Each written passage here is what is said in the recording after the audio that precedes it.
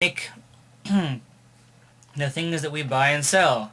But who made the land? Who made the paper? Who made the trees? Who made the gold? Who made silver? Who made all these things? Everyone agrees that no person made these things. Atheists don't have an answer exactly, but they also agree that no person made these things. In the Bible it says, "The earth is the Lord's and everything in it. The world and all its people belong to Him." God made all these things according to many ideas of religious people. He also says, "The silver is mine and the gold is mine," says God. So we know that there is nothing on this planet that came from people making it. No natural resources were made by God. We developed them into products, yes, but originally no natural resources were made by any person. Because of that, all of us should share them together, and we should enjoy them together. Again, this does not mean that all wealth is equal, but it does mean that all people have natural rights to resources like coal, gold, oil, farm, trees, paper, metals. All these things should be shared basically equally. We have to realize that all these things come from God, as well as the ability to make money, which the Bible says also. We are constantly using gifts from God, and every benefit we have, every kiss, every hug, every product we use is all due to the generosity of God. Therefore, we cannot use our money or things just for our own selfishness while other people starve. There's an idea that came in the Bible about how to solve the problem, but it's not just from the Bible. It happened in many different cultures, and I'm going to explain a little bit of it, okay? The idea is basically that called Jubilee, where there's equal ownership of the land. In the Bible, God divided tribes, and He gave every tribe and family approximately equal ownership of land. And also, you could never sell the land permanently. You could rent it out for a maximum of 49 years, but then it would come back to the original family, meaning that every generation had a new chance with that land.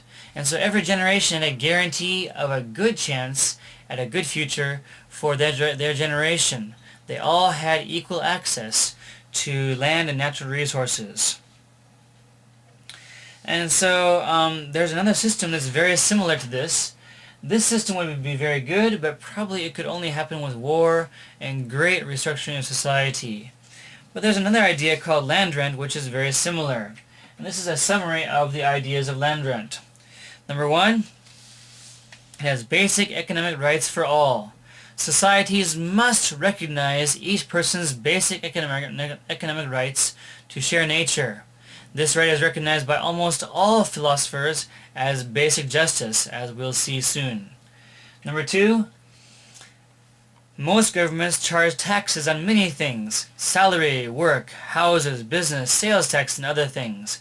But these are not just taxes because they steal people's labor.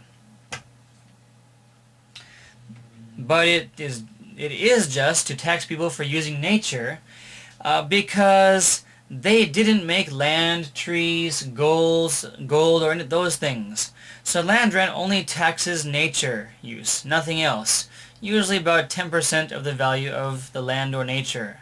And each person has the full right to keep or sell whatever they make. The land tax will be used for education, medical care, roads, and other projects that benefit everyone.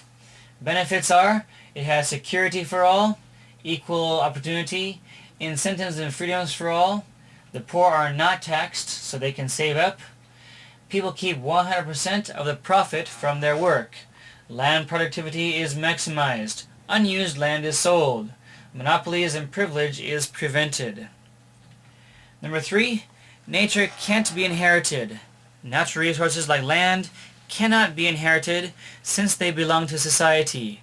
Whoever wants to use it, they pay tax to society. This ensures equality and opportunity for every generation. Here are some philosophers who support this idea. Pliny the Elder said, "Land monopoly ruined Rome." Abraham Lincoln said, "The land, the earth God gave to man for his home, sustenance, and support, should never be the possession of any man, corporation society, or unfriendly government, any more than the air or water. Thomas Jefferson wrote, "The earth is given as a common stock for men to labor and to live on." Mencius said, "In the market," here's Thomas Jefferson, "the earth is given as a common stock for men to labor on and live on." Mencius said, "In the marketplaces, charge land rent, but don't tax the goods. Do this, and all the merchants in the realm will be pleased and will want to set up shop in your markets." Dr. Sun Yat-sen said, "The land tax, as the only means of supporting the government, is an infinitely just, reasonable, and equitably distributed tax. The centuries of heavy and irregular taxation for the benefit of the Manchus have shown China the injustice of any other system of taxation." Voltaire said, "The fruits of the earth are a common heritage of all, to which each man has an equal right." Rousseau said, "You are undone if you forget that the fruits of the earth belong to us all, and the earth itself to no one." There are many other thinkers, Einstein, Helen Keller, Tolstoy, and many others, who believe that land rent is the solution to poverty. Does it work to eliminate and stop poverty? Yes. Here are 3 examples of 28 that I know about. Number 1 was in Taiwan. When Chiang Kai-shek retreated to Taiwan in the 1940s, the people were very poor and hungry, extremely poor. 20 rich families controlled the land in the entire island. General Chiang felt that he had lost the war with Mao Zedong in China because Mao Zedong promised equality to all and equal land. So he said, "I'm going to learn from that mistake," and in Taiwan, he started the system of land rent. Soon, owning and holding lots of land was not profitable at all because all taxes were based on land. So they sold off the land they weren't using as fast as possible at cheap prices. Many farmers worked hard on this new land that they had bought. Within 10 years, debts were paid off, hunger was ended, and the economy began to skyrocket. Taiwan set world records with 10% per year GDP growth and 20% growth in their industries. By comparison, Korea's GDP growth in 2005 was about 3.5%. So land rent produced an economic growth about 3 times better than capitalism. Douglas MacArthur encouraged Japan and Korea to do the same thing. In less than 50 years, both countries have risen to be the top 15 economies in the world. Many countries have done the same thing. And it's because of land rent and sharing natural resources. Another one was in California. In the 1890s in California, one man, Henry Miller, owned 1 million acres of land. Miller could travel from Mexico to Oregon and spend every night on his land. California started following land rent, and Miller realized he would be poor if he kept all that unused land. He sold the land to 7,000 farmers, and California became the breadbasket of America and is now about the 5th largest economy in the world. In China also it worked as well. About 28 other cities and things it worked, and now in China also it worked. Confucius said that about 1,000 years before his time, when the Great Way prevailed, natural resources were fully used for the benefit of all and not appropriated for selfish ends. Thus, evil schemings were repressed, and robbers, thieves, and other lawless elements failed to arise, so that outer doors did not have to be shut.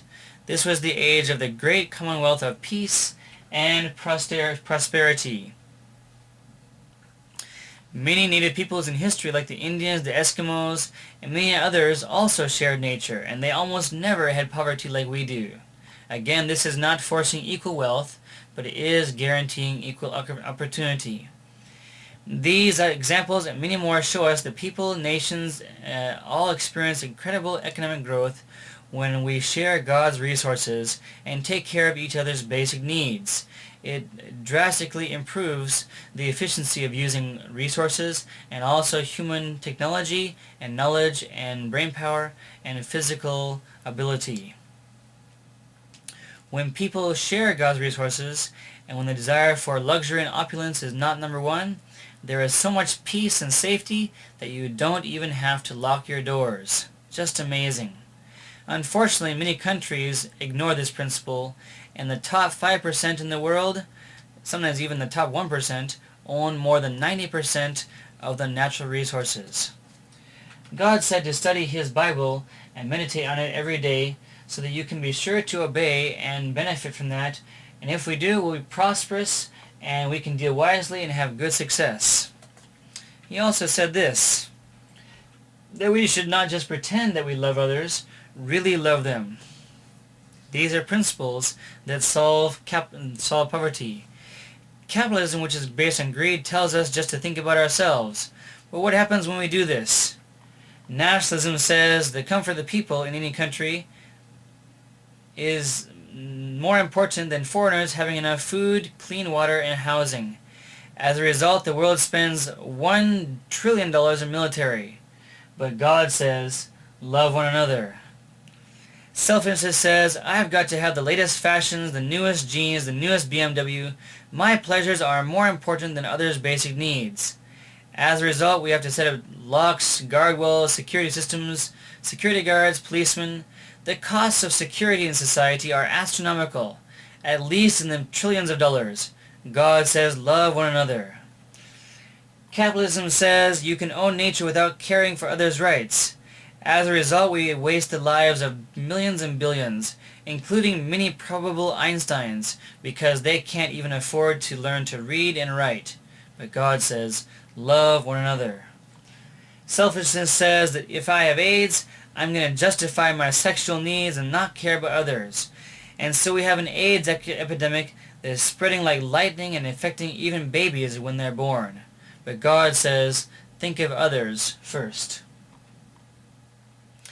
We have situations with Enron and businessmen who deceive their shareholders and they embezzle vast sums. This bankrupts the life savings of others, often grandparents and elderly. But God says, love one another. The Bible tells us that love is the love of money is the root of all kinds of evil. Money is good and right in its place, and the Bible says that also in many places that money is useful and important. But if it's number one, it causes a flood of evil problems that destroy our world. My friends, God's people know the rights of the poor, but the wicked don't even care to know. But no man is an island. God, please with us. Live by the principles of love and justice, for God has much to give us, and riches cannot make up for sin. We cannot live luxurious lives, the satisfying life that God intended with all His joy, if we live selfishly and luxuriously. We cannot experience compassion, satisfaction, grace, and the true beauty of life unless we truly recognize that everything we have comes from God, and every single person on the planet is entitled to share these blessings. And we cannot enjoy these things unless we serve others with our talents and abilities. To finish, I want to quote from our two-time Nobel Prize winner Albert Schweitzer. He said this, and keep it in your mind always. One thing I know, the only ones among you who will really be happy are those who will have sought and found how to serve. I hope that you choose to make love and justice the foundation of your life, and use your talents to help the poor, to join NGOs, to volunteer, to support or teach orphans, to protest against injustice through organizations like Amnesty International and the One Campaign, and in many other ways, create rivers of justice and fountains of mercy and love flowing to all points of our world. Truly love one another. Use your talents, abilities, and money wisely to help restore basic human rights in all areas, including economic. Will you do that? Please check these websites for more information about how you too can join this fight against poverty.